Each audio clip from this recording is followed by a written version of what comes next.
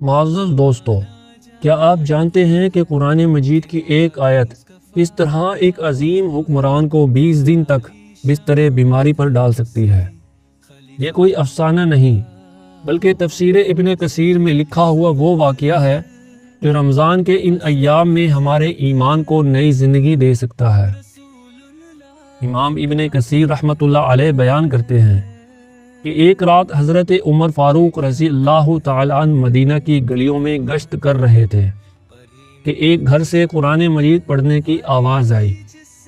قاری سورۃ طور کی تلاوت کر رہا تھا، اور جب وہ قاری قرآن مجید کی اس آیت پر پہنچا، ان عذاب ربک لواقع ما له من دافع، تو حضرت عمر رضی اللہ تعالیٰ عنہ کے جسم میں کپ کپی طاری ہو گئی۔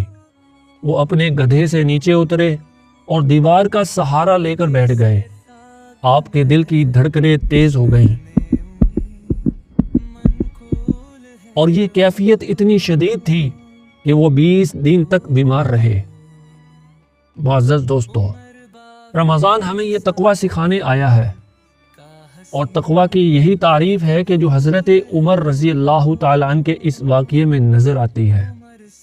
اور اللہ تعالیٰ قرآن مجید میں بھی ارشاد فرماتے ہیں کہ اے ایمان والو، روزی رکھنا تم پر فرض کیا گیا ہے، اس طرح تم سے پہلے لوگوں پر بھی فرض کیا گیا تھا، اور اس کا مقصد یہ ہے لعلکم تتقون، تاکہ تمہارے اندر تقوی پیدا ہو جائے۔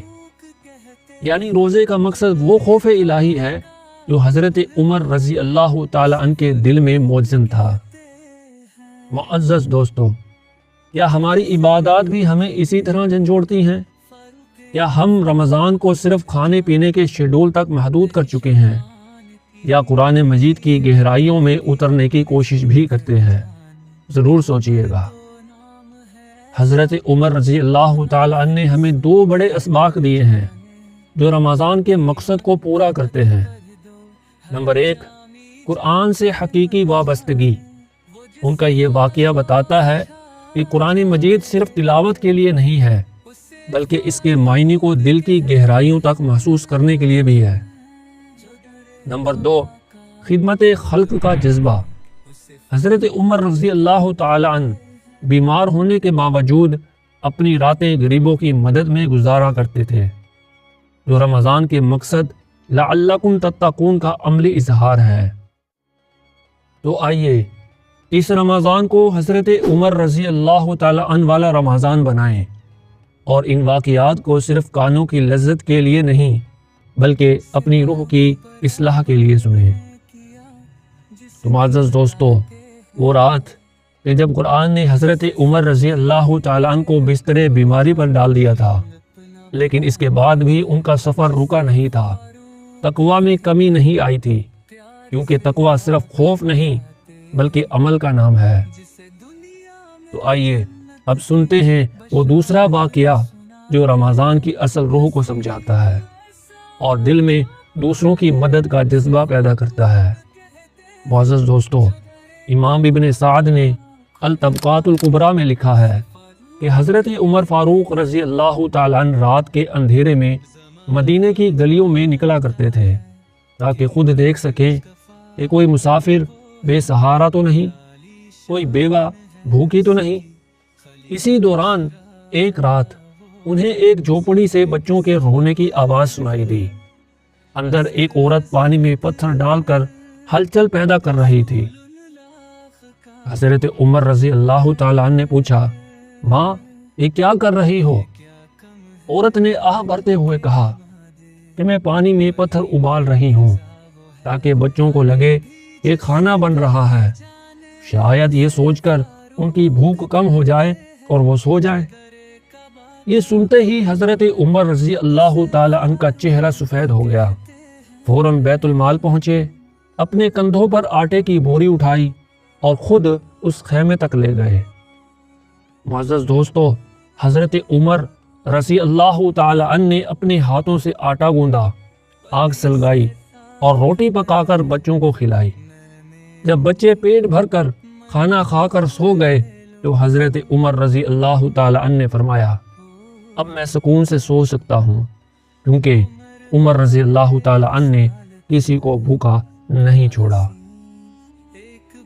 معزز سامعین، یہ ہے رمضان المبارک کا دوسرا سبق کہ روزہ صرف بھوکا پیاسا رہنے کا نام نہیں، بلکہ روزہ ہمیں دوسروں کی بھوک مٹانے کا سبق بھی دیتا ہے۔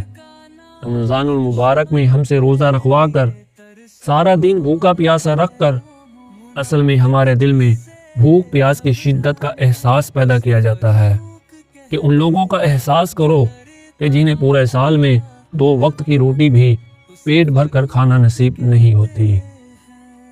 معزز دوستو، حضرت عمر رضی اللہ تعالیٰ عنہ کی زندگی کے اس واقعے نے ہمیں سکھایا کہ تقویٰ کی تکمیل اسی میں ہے کہ آپ کا روزہ کسی کے چہرے پر مسکراہٹ لے آئے۔ تو معزز دوستو، کیا ہماری افطاریاں صرف گوشت اور پکوانوں تک محدود ہیں، یا ہم نے کسی غریب کا دسترخوان بھی سجایا ہے؟ اگر آج حضرت عمر رضی اللہ تعالیٰ عنہ ہمارے گھر آ جائیں تو کیا وہ ہماری افطاری دیکھ کر خوش ہوں گے، یا پوچھیں گے کہ بتاؤ تمہارے پڑوس میں کھانا کیوں نہیں بنا؟ کمنٹ میں اپنی رائے کا اظہار ضرور درج کریں۔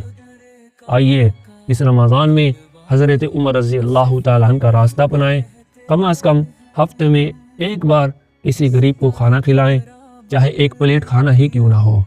اپنے پڑوسی کی ضرورت کو پوچھیں۔ رسول اللہ صلی اللہ علیہ وسلم نے فرمایا کہ وہ مومن نہیں ہے جو خود تو سیر ہو کر کھانا کھائے اور اس کا پڑوسی بھوکا سو جائے۔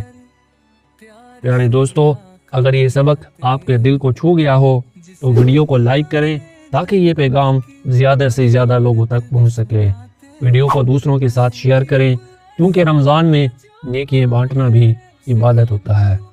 کمنٹ میں لکھیں کہ آپ کو سب سے زیادہ کون سا واقعہ پسند آیا ہے۔ ہمارے چینل بامقصد کہانیاں کو سبسکرائب کریں، بیل آئیکن دبانا مت بھولیں تاکہ آپ ایسی تربیتی ویڈیوز سے جڑے رہیں۔ اور رمضان المبارک کی ان سعادت بھری گھڑیوں میں جب دعا کے لیے ہاتھ اٹھائیں تو ہمارے چینل بامقصد کہانیوں کو بھی اپنی دعاؤں میں ضرور یاد رکھیں۔ جزاک اللہ خیر، آمین ثم آمین۔ تو ملیں گے اگلی ویڈیو میں، تب تک کے لیے اجازت دیجیے، اپنا بہت سا خیال رکھیے۔ اللہ حافظ۔ اسے فاروق کہتے ہیں، جو در کعبہ کا کھلوانے اسے فاروق کہتے ہیں۔